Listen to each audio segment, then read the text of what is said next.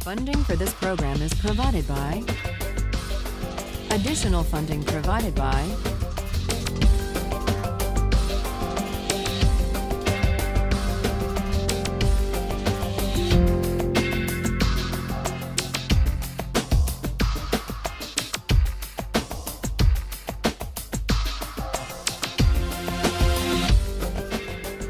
Last time, we were discussing the distinction that Rawls draws between two different types of claims.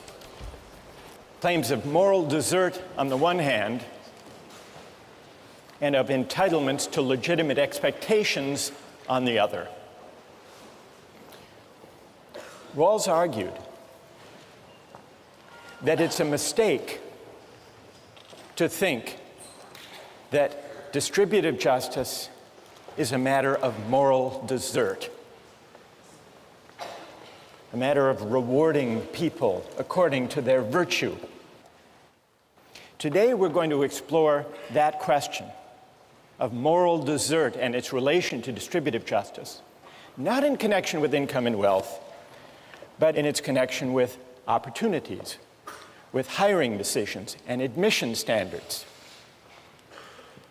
And so we turn to the case of affirmative action. You read about the case of Cheryl Hopwood.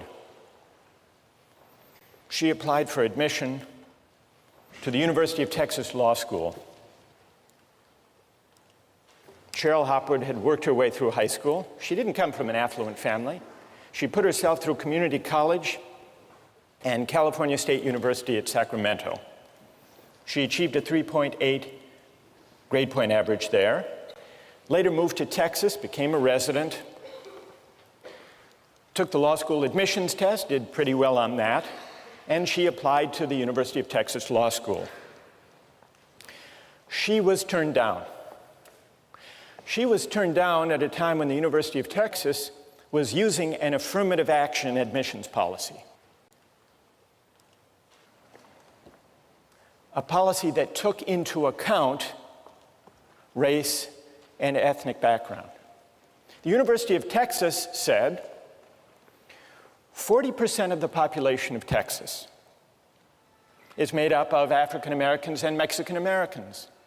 It's important that we, as a law school, have a diverse student body.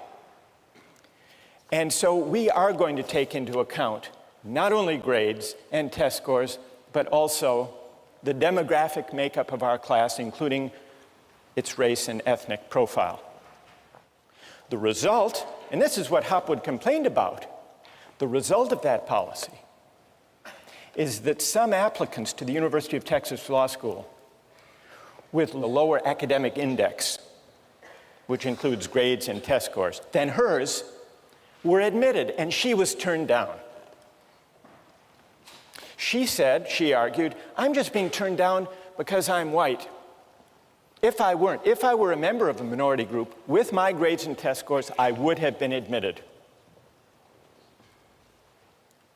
And the statistics, the admissions statistics that came out in the trial confirmed that African American and Mexican American applicants that year who had her grades and test scores were admitted. It went to federal court. Now, put aside the law, let's consider it from the standpoint of justice and morality. Is it fair or is it unfair? Does Cheryl Hopwood have a case, a legitimate complaint? Were her rights violated by the admissions policy of the law school? How many would rule for the law school and say that it was just to consider race and ethnicity as a factor in admissions? How many would rule for Cheryl Hopwood and say her rights were violated? So here we have a pretty even split. All right, now I want to hear from a defender of Cheryl Hopwood. Yes? you're basing something on that's an arbitrary factor. Cheryl couldn't control the fact that she was white or not in a minority. And therefore, it's not as if it was like a test score that she worked hard to try and show that she could, put that out there, that she had no control over her race. Good. And what's your name? Bree? Okay, Bree, stay right there. Now let's find someone who has an answer for Bree. Yes. There are discrepancies in the educational system, and majority of the time, I know this in New York City, the schools that minorities go to are not as well funded, are not as well supplied as white schools. And so there is going to be a discrepancy naturally between minorities and between whites if they go to better schools, and they will not do as well on exams because they haven't had as much help because of a worse school system. So let me just interrupt you to tell me your name. Anisha. Anisha, you're pointing out that minority kids may have gone, in some cases, to schools that didn't give them the same educational opportunity as kids from affluent families. Yes. And so the test scores they got may actually not represent their true potential. Because they didn't receive the same kind of help that they might have received had they gone to a school with better funding. All right. Anisha has raised the point that colleges still should choose for the greatest academic scholarly promise, but in reading the test scores and grades, they should take into account the different meaning those tests and grades have in the light of educational disadvantage in the background. So that's one argument in defense of affirmative action, Anisha's argument, correcting for the effects of unequal preparation, educational disadvantage. Now, there are other arguments.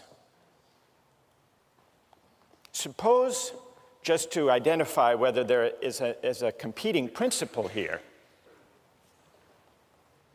suppose there are two candidates who did equally well on the tests and grades, both of whom went to first-rate schools. Two candidates. Among those candidates, would it be unfair for the college or university, for Harvard, to say, we still want diversity along racial and ethnic dimensions, even where we are not correcting for the effects on test scores of educational disadvantage? What about in that case, Bree? If it's that one thing that puts, someone over the edge, then I guess that would be, justifiable. If everything else about the individual first, though, everything they consider about that person's, talents and where they come from and who they are without these arbitrary factors is the same. Without these arbitrary factors, you call it. But before you were suggesting, Bree, that race and ethnicity are arbitrary factors outside the control of the applicants. True, I would agree with that. And your general principle is that admissions shouldn't reward arbitrary factors over which people have no control. Right. All right. Who else would like to, thank you both. Who else would like to get into this? What do you say? Well, first of all, I'm for affirmative action temporarily, but for two reasons. First of all, you have to look at the university's purpose. It is to educate their students. And I feel that different races, people coming from different races have different backgrounds and they contribute differently to the education. And second of all, when you say they have equal backgrounds, that's not true when you look at the broader picture and you look at slavery. And this is kind of a reparation. I think affirmative action is a temporary solution to alleviate history and the wrongs done to African Americans in particular. And what's your name? David. David, you say that affirmative action is justified, at least for now, as a way of compensating for past injustice, the legacy of slavery and segregation. Right. Who wants to take on that argument? We need now a critic of affirmative action. Yes, go ahead. I think that what happened in the past has no bearing on what happens today, and I think that discriminating based on race should always be wrong, whether you're discriminating against one group or another. Just because our ancestors did something doesn't mean that that should have any effect on what happens with us today. All right, good. I'm sorry, your name is? Kate? Kate. All right, who has an answer for Kate? Yes. I just wanted to comment and say that Tell us your name. my name is Mansour. Because of slavery, because of past injustices, today we have a higher proportion of African Americans who are in poverty, who face less opportunities than white people. And so because of slavery 200 years ago, and because of Jim Crow, and because of segregation, today we have injustice based on race. Kate? I think that there are differences, obviously, but the way to fix those differences is not by some artificial fixing of the result. You need to fix the problem. So we need to address differences in education and differences in upbringing with programs like Head Start and giving more funding to lower income schools rather than trying to just fix the result so it makes it look like it's equal when really it isn't. Yes. Well, with regard to affirmative action based on race, I just want to say that white people have had their own affirmative action in this country for more than 400 years. It's called nepotism and quid pro quo. So there's nothing wrong with correcting the injustice and discrimination that's been done to black people for 400 years. Good. Tell us your name. Hannah? Hannah. All right, who has an answer for Hannah? And just to add to Hannah's point, because we need now someone to respond.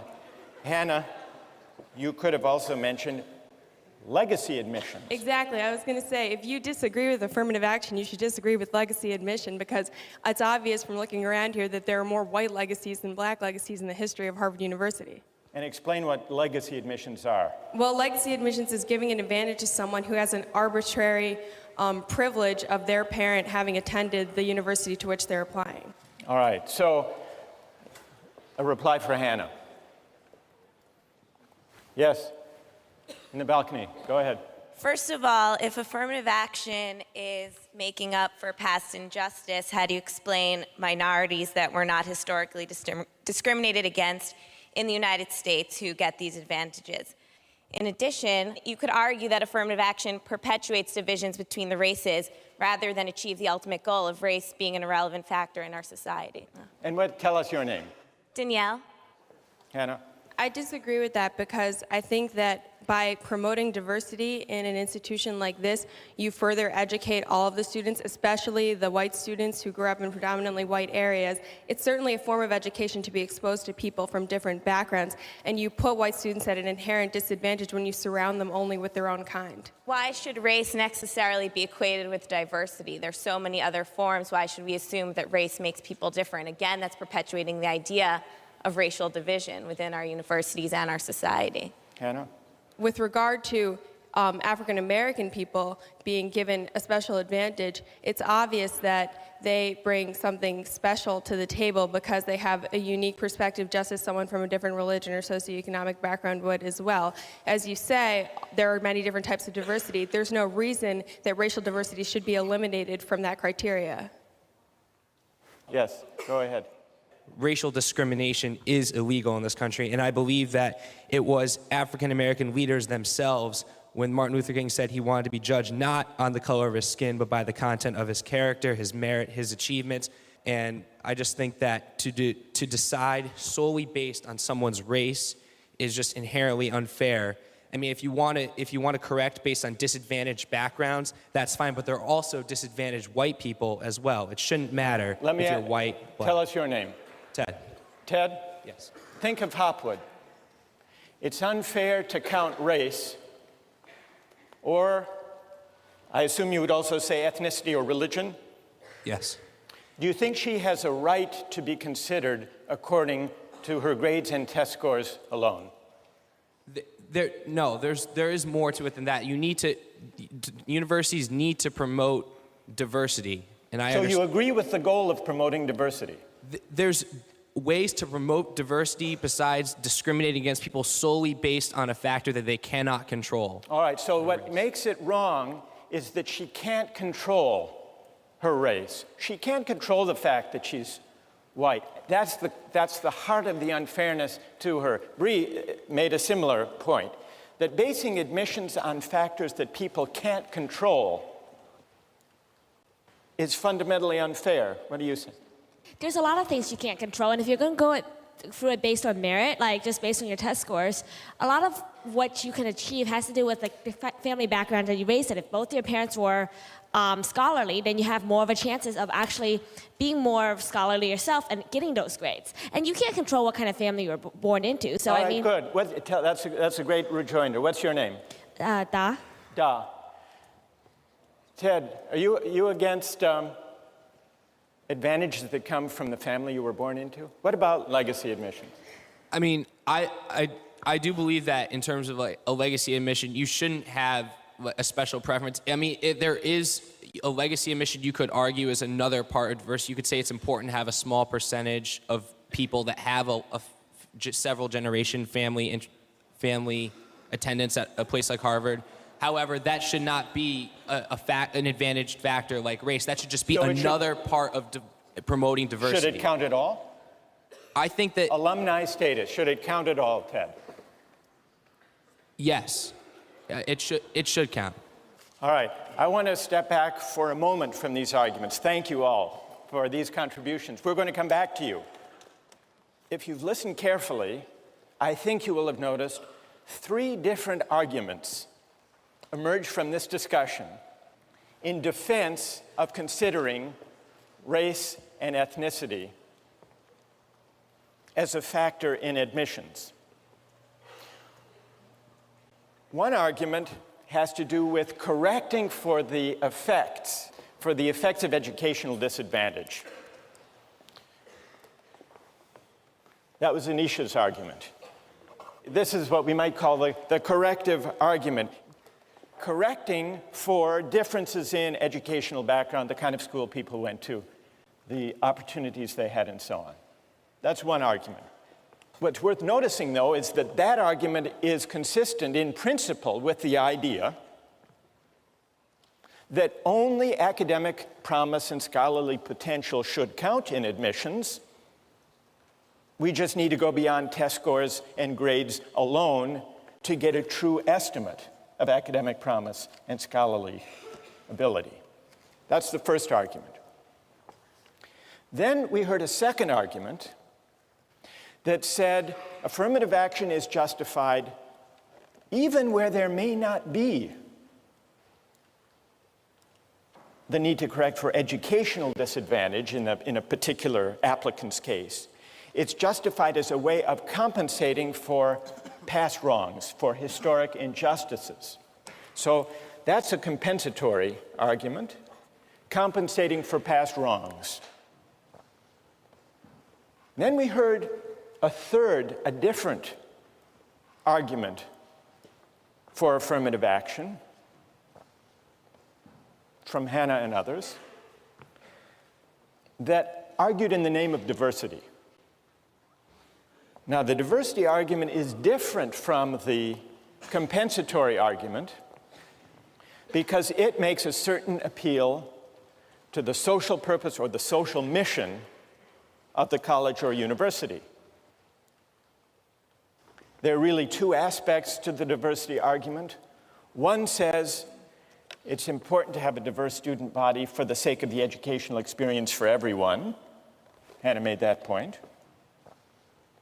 And the other talks about the wider society. This was the argument made by the University of Texas in the Hopwood case. We need to train lawyers and judges and leaders, public officials, who will contribute to the strength, the civic strength of the state of Texas and the country as a whole.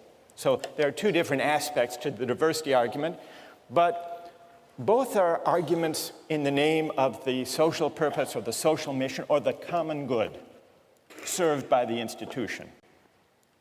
Well, what about the force of these arguments? We've also heard objections to these arguments. The most powerful objection to the compensatory argument is it fair to ask Cheryl Hopwood today to make the sacrifice, to pay the compensation for an injustice that was admittedly committed and was egregious in the past, but in which she was not implicated. Is that fair? So that's an important objection to the compensatory argument. And in order to meet that objection, we would have to investigate whether there is such a thing as group rights or collective responsibility that reaches over time. So having identified that issue, let's set it aside to turn to the diversity argument. The diversity argument doesn't have to worry about that question, about collective responsibility for past wrongs, because it says, for reasons Hannah and others pointed out, that the common good is served, is advanced, if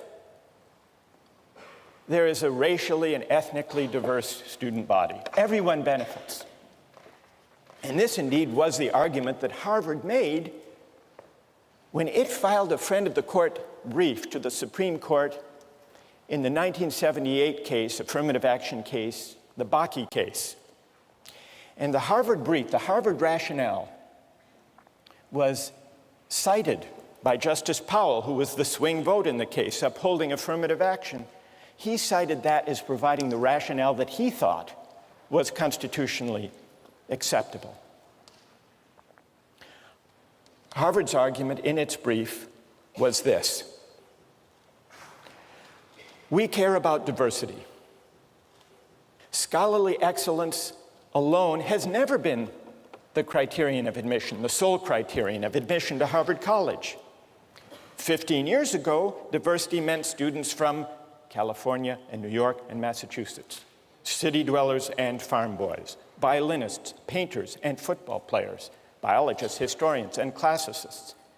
The only difference now, Harvard argued, is that we're adding racial and ethnic status to this long list of diversity considerations. When reviewing the large number of candidates able to do well in our classes, Harvard wrote, race may count as a plus just as coming from Iowa may count, or being a good middle linebacker, or pianist. A farm boy from Idaho can bring something to Harvard College that a Bostonian cannot offer. Similarly, a black student can usually bring something a white student cannot offer. The quality of the educational experience of all students depends in part on these differences in the background and outlook that students bring with them. That was Harvard's argument. Now, what about the diversity argument? Is it persuasive? If it's to be persuasive, it has to meet one very powerful objection that we've heard voiced here by Ted, by Bree. Unless you're a utilitarian, you believe that individual rights can't be violated. And so the question is there an individual right that is violated? Is Cheryl Hopwood's right violated if she is used, so to speak, denied admission for the sake of the common good and the social mission that the University of Texas Law School has defined for itself? Does she have a right? Don't we deserve to be considered according to our excellences, our achievements, our accomplishments, our hard work? Isn't that the right at stake? Now, we've already heard an answer to that argument. No, she doesn't have a right. Nobody deserves to be admitted. Notice how this gets us back to the issue of desert versus entitlement. They're arguing there is no individual right that Hopwood has. She doesn't deserve to be admitted according to any particular set of criteria that she believes to be important, including criteria that have only to do with her efforts and achievements. Why not? I think implicit in this argument is something like Rawls's rejection of moral desert as the basis of distributive justice. Yes, once Harvard defines its mission and designs its admission policy in the light of its mission, people are entitled, who fit those criteria, they are entitled to be admitted. But according to this argument, no one deserves that Harvard College define its mission and design its admission criteria in the first place in a way that prizes the qualities they happen to have in abundance. Whether those qualities are test scores or grades or the ability to play the piano or to be a good middle linebacker or to come from Iowa or to come from a certain minority group. So you see how this debate about affirmative action, especially the diversity argument, takes us back to the question of rights, which in turn takes us back to the question of whether moral desert is or is not the basis for distributive justice. Think about that over the weekend, and we'll continue this discussion next time.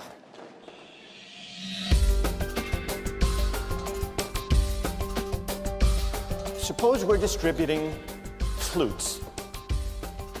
Who should get the best ones? What's Aristotle's answer? Anyone?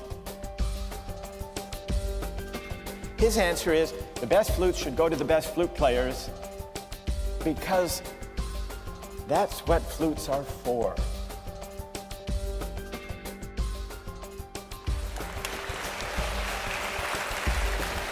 When we ended last time, we were considering arguments for and against affirmative action, counting race as a factor in admissions.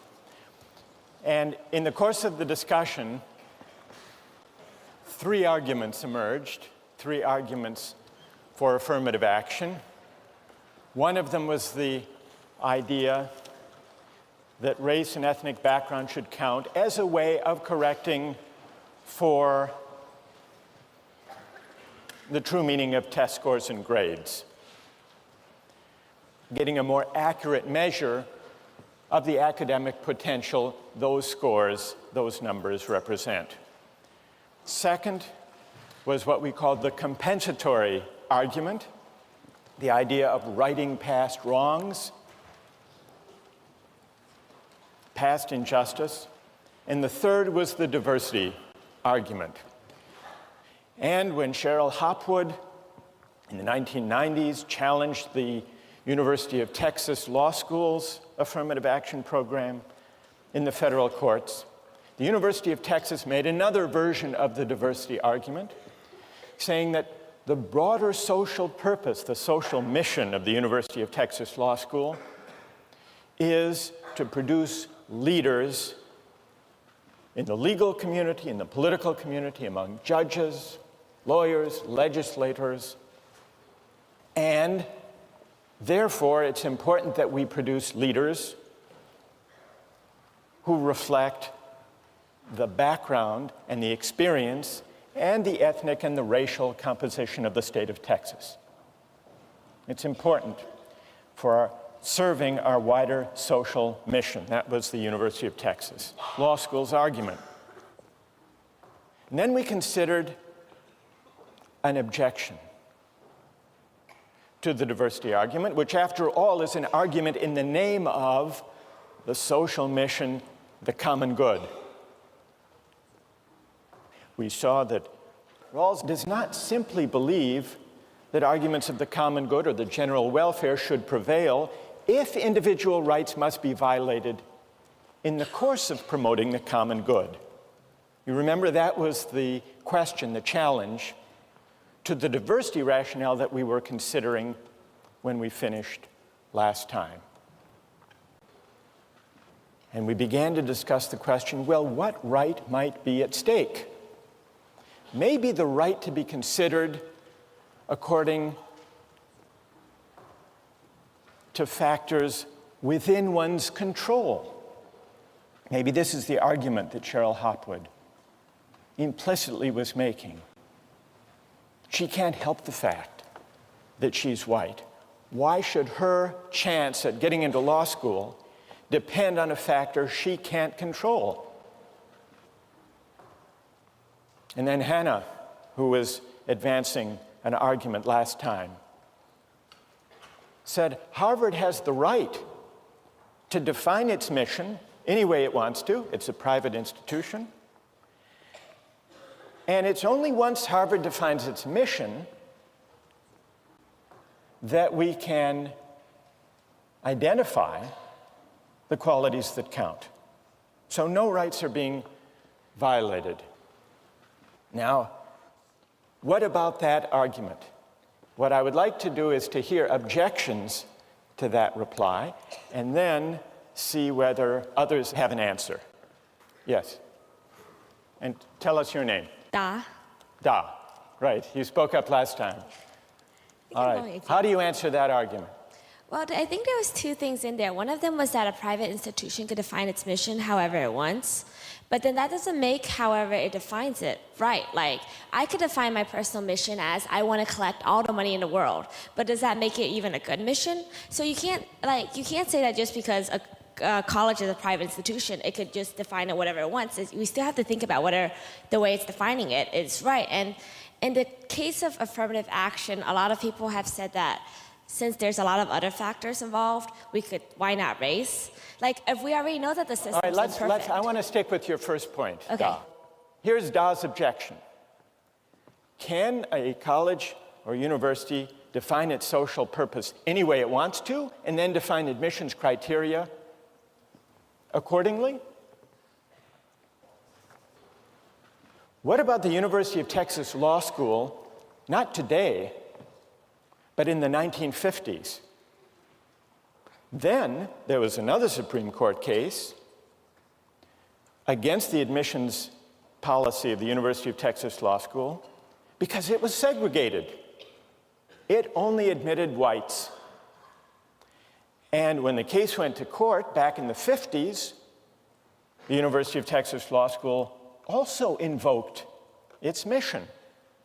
Our mission as a law school is to educate lawyers for the Texas bar, for Texas law firms. And no Texas law firm hires African Americans. So to fulfill our mission, we only admit whites. Or consider Harvard in the 1930s, when it had anti-Jewish quotas. President Lowell, president of Harvard in the 1930s, said that he had nothing personally against Jews, but he invoked the mission, the social purpose of Harvard, he said, which is not only to train intellectuals. Part of the mission of Harvard, he said, is to train stockbrokers for Wall Street, presidents and senators.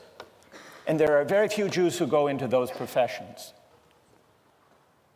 Now, here's the challenge. Is there a principal distinction between the invocation of the social purpose of the college or university today in the diversity rationale and the invocation of the social purpose or mission of the university by Texas in the 1950s or Harvard in the 1930s? Is there a difference in principle? What's the reply? Hannah? Well, I think that the principle that's different here is basically the distinction between inclusion versus exclusion. I think that it's morally wrong of the university to say, we're going to exclude you on the basis of your religion or your race. That's denial on the basis of arbitrary factors. What Harvard is trying to do today with its diversity initiatives is to include groups that were excluded in the past. Good. Stay there. Let's see if someone would like to reply. Go ahead. This was kind of in support of Hannah rather than a reply, but That's all right. I was going to say another principal difference can be based on malice being the motivation, I guess, for the historical segregation act. So it's saying that we're not going to let blacks or Jews in because they're worse as people or as a group. Good. So the element of malice isn't present. And what's your name? Stevie? Stevie says that in the historic segregationist, racist, anti-Semitic quotas or prohibitions, there was built into them a certain kind of malice, a certain kind of judgment that African Americans or Jews were somehow less worthy than everybody else. Whereas present day affirmative action programs don't involve or imply any such judgment. What it amounts to saying is, so long as a policy just uses people in a way as valuable to the social purpose of the institution, it's okay, provided it doesn't judge them maliciously, as Stevie might add, as intrinsically less worthy. I'd like to raise a question. Doesn't that concede that all of us, when we compete for positions or for seats in colleges and universities, in a way are being used, not judged, but used in a way that has nothing to do with moral desert? Remember, we got into this whole discussion of affirmative action when we were trying to figure out whether distributive justice should be tied to moral desert or not. And we were launched on that question by Rawls and his denial, his rejection of the idea that distributive justice, whether it's positions or places in the class or income and wealth, is a matter of moral desert. Suppose that were the moral basis of Harvard's admissions policy. What letters would they have to write to people they rejected or accepted, for that matter? Wouldn't they have to write something like this? Dear unsuccessful applicant, we regret to inform you that your application for admission has been rejected. It's not your fault that when you came along, society happened not to need the qualities you had to offer. Those admitted instead of you are not themselves deserving of a place, nor worthy of praise for the factors that led to their admission. We are in any case only using them and you as instruments of a wider social purpose. Better luck next time. What was the letter you actually got when you were admitted? Perhaps it should have read something like this. Dear successful applicant, we are pleased to inform you that your application for admission has been accepted. It turns out, lucky for you, that you have the traits that society needs at the moment, so we propose to exploit your assets for society's advantage.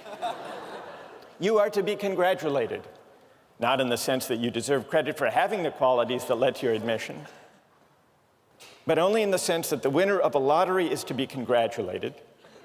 And if you choose to accept our offer, you will ultimately be entitled to the benefits that attach to being used in this way.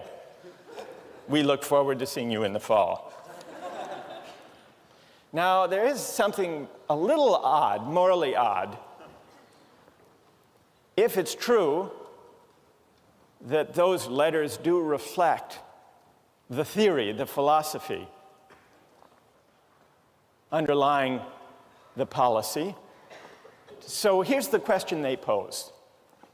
And it's a question that takes us back to a big issue in political philosophy. Is it possible, and is it desirable, to detach questions of distributive justice from questions of moral desert and questions of virtue? In many ways, this is an issue that separates modern political philosophy from ancient political thought. What's at stake in the question of whether we can put desert, moral desert aside? It seemed when we were reading Rawls that the incentive, the reason he had for detaching distributive justice from moral desert was an egalitarian one. That if we set desert to one side, there's greater scope for the exercise of egalitarian considerations. The veil of ignorance, the two principles, the difference principle, helping the least well off, redistribution and all that.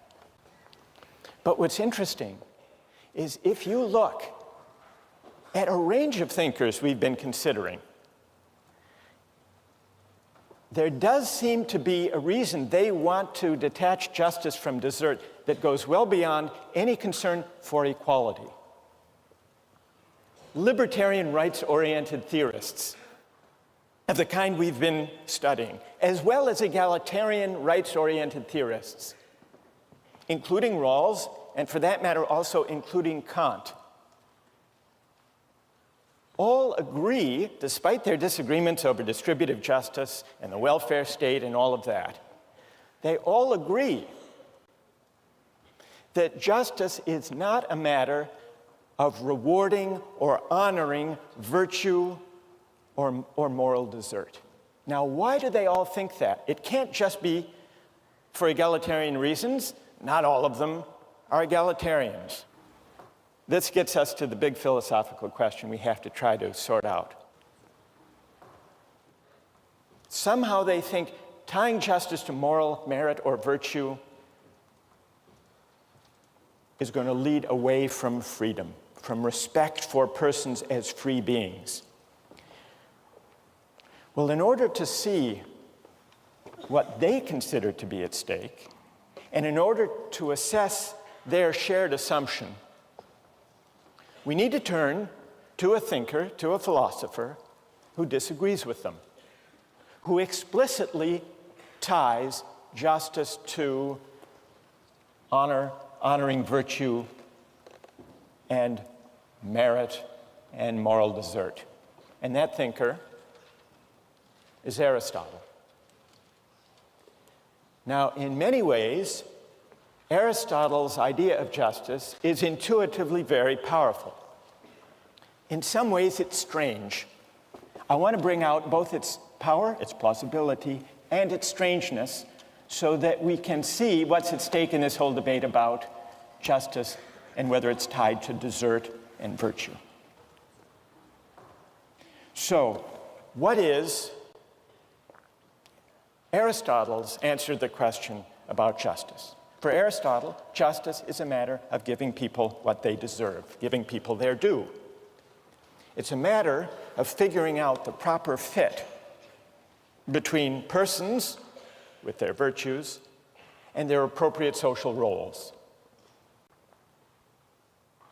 Well, what does this picture of justice look like? And how does it differ from the conception that seems to be shared among libertarian and egalitarian rights-oriented theorists alike?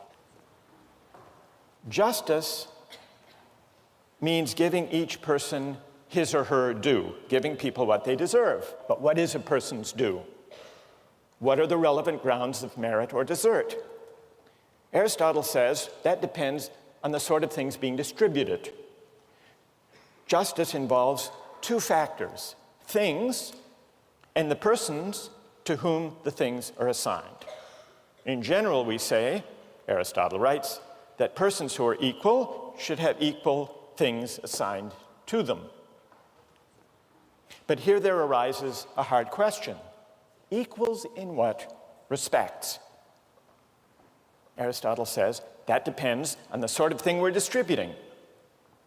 Suppose we're distributing flutes. What is the relevant merit or basis of desert for flutes? Who should get the best ones? What's Aristotle's answer? Anyone? The best flute players, right. Those who are best in the relevant sense, the best flute players. Is it just to discriminate in allocating flutes? Yes, all justice involves discrimination, Aristotle says. What matters is that the discrimination be according to the relevant excellence, according to the virtue appropriate to having flutes. He says it would be unjust to discriminate on some other basis in giving out the flutes. Say wealth. Just giving the best flutes to the people who can pay the highest price. or nobility of birth, just giving flutes to aristocrats, or physical beauty, giving the best flutes to the most handsome, or chance, having a lottery.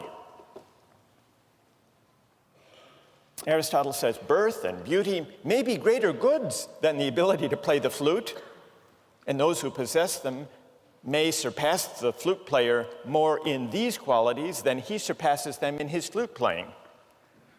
But the fact remains that he is the person who ought to get the best flute. It's a strange idea, this comparison, by the way, that, could you say, am I more handsome than she is a good lacrosse player? It's a strange kind of comparison. But putting that aside, Aristotle says, we're not looking for the best overall, whatever that might mean. We're looking for the best musician. Now, why? This is important to see. Why should the best flutes go to the best flute players?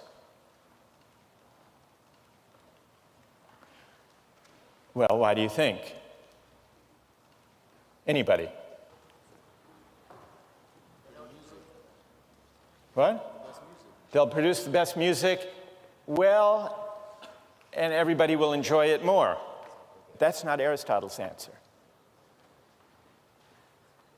Aristotle is not a utilitarian. He's not just saying that way there will be better music and everyone will enjoy it, everyone will be better off. His answer is the best flutes should go to the best flute players because that's what flutes are for. To be played well. The purpose of flute playing, the purpose is to produce excellent music. And those who can best perfect that purpose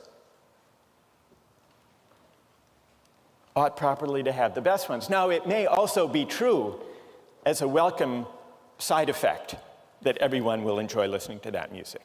So that answer is true enough as far as it goes. But it's important to see that Aristotle's reason is not a utilitarian reason. It's a reason that looks, here's where you might think it's a little bit strange. It looks to the purpose, the point, the goal of flute playing. Another way of describing this, looking to the goal to determine the just allocation. The Greek for goal or end was telos. So Aristotle says you have to consider the point, the end, the goal, the telos of the thing, in this case of flute playing. And that's how you define a just allocation, a just discrimination. So this idea of reasoning from the goal, from the telos, is called teleological reasoning, teleological moral reasoning. And that's Aristotle's way, reasoning from the goal, from the end. Now, this may seem, as I said, a strange idea,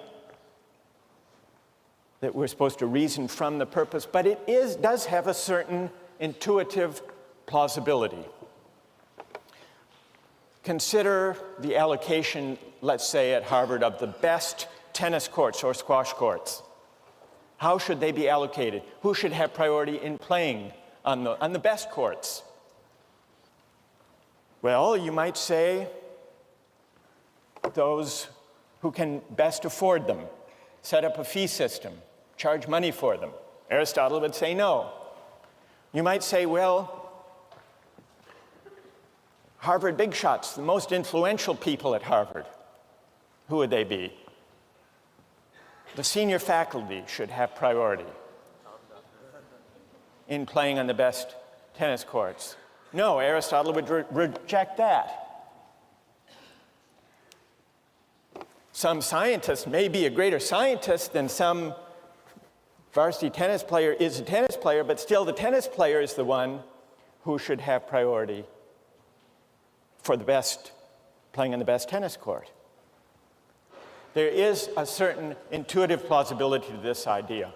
Now, one of the things that makes it strange is that in Aristotle's world, in the ancient world, it wasn't only social practices that were governed, in Aristotle's view, by teleological reasoning and teleological explanation.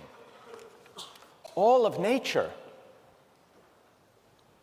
was understood to be a meaningful order, and what it meant to understand nature, to grasp nature, to find our place within nature, was to inquire into and read out the purposes or the telos of nature. And with the advent of modern science, it's been difficult to think of the world that way, and so it makes it harder, perhaps, to think of justice in a teleological way. But there is a certain naturalness to thinking about even the natural world as teleologically ordered, as a purposive whole. In fact, children have to be educated out of this way of looking at the world.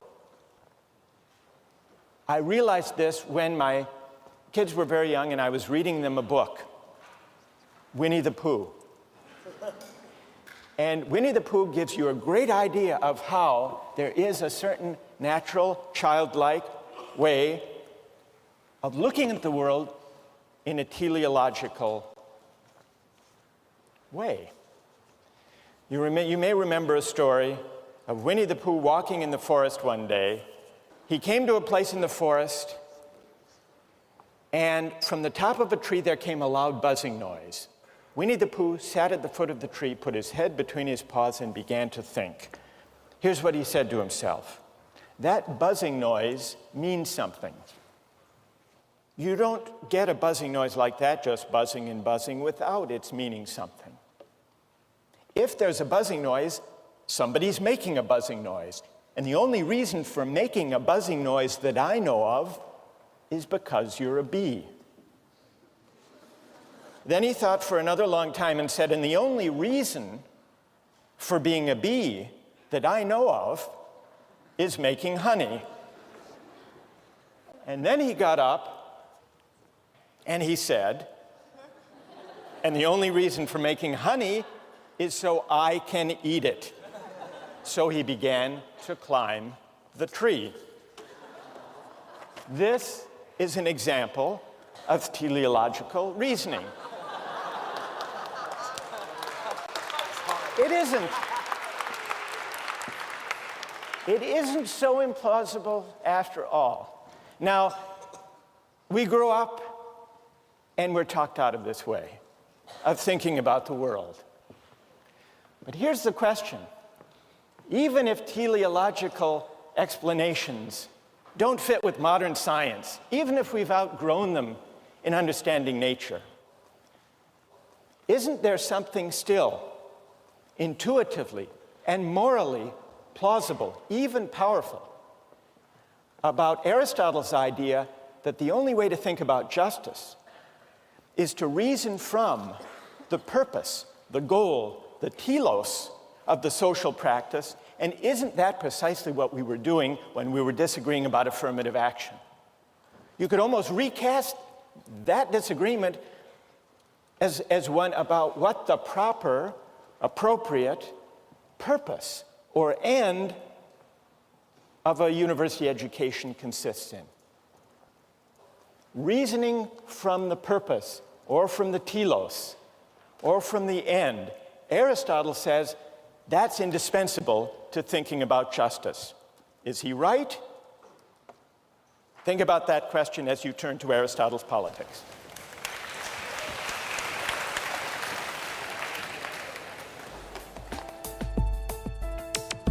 Don't miss the chance to interact online with other viewers of Justice. Join the conversation, take a pop quiz, watch lectures you've missed, and learn a lot more. Visit justiceharvard.org. It's the right thing to do.